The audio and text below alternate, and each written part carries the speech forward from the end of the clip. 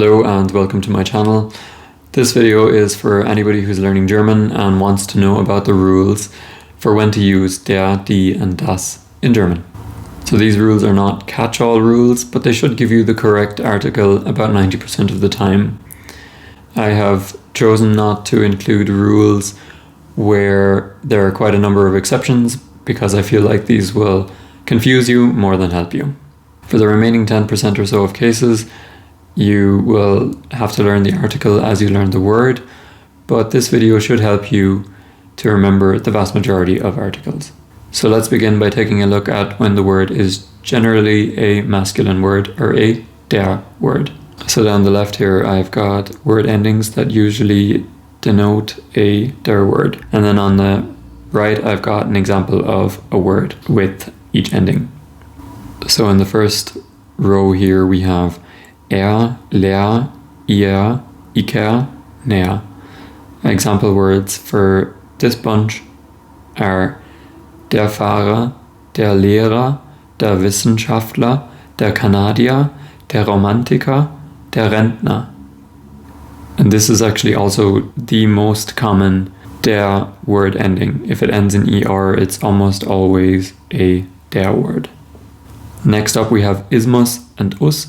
Examples here are der Kapitalismus, der Optimismus, der Zyklus. Next up we have ling, der Frühling, der Schmetterling. Then or, like in der Traktor or der Motor. And then finally words that end in ant and and. For example, der Demonstrant, der Elefant, der Doktorand. So these were the examples of word endings that usually denote when a word is a der word, but der words also crop up quite a bit in the following categories. So the first category, names of male people or job titles. Some examples of this are der Vater, der Pilot, der Arzt. Next up is names of seasons. Der Frühling, der Sommer, der Herbst, der Winter. Like the seasons, also the months. Der Januar, der Juli, der Dezember. And then also the names of the days of the week. Der Montag, der Mittwoch, der Sonntag. Also commonly, der words are car brands. Der Audi, der BMW, der Mercedes, der Volkswagen. Like car brands, also trains are commonly der words. Der EC, der IC, der ICE. And then also many types of alcohol, like der Wein, der Whisky, der Vodka. A notable exception here is das Bier. That was it for der words. Now let's move on to die words or feminine words. These are a little bit easier because there are a lot of word endings that almost always give you a die word. So again, in the table on the left hand side I've got the word ending and then an example word. So first up is ung. Examples are die Leitung, die Zeitung, die Regierung. Next is heit and keit. Die Freiheit, die Sicherheit, die Möglichkeit, die Schnelligkeit. Then schaft.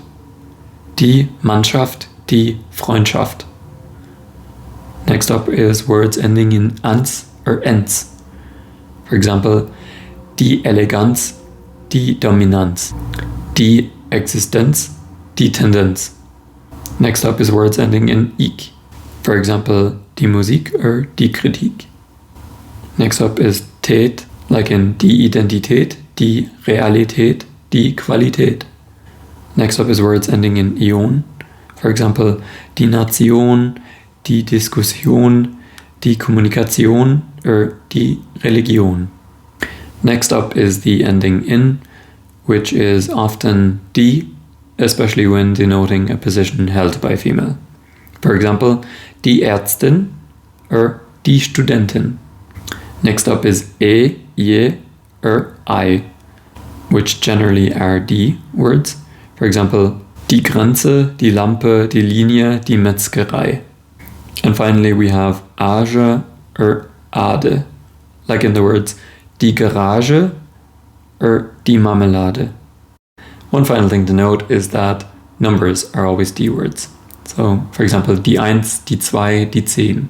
Finally, let's look at das words, or neutral words.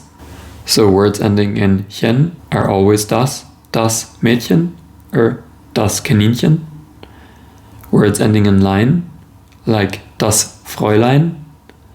And words ending in ment are often das words, like das Parlament or das Instrument.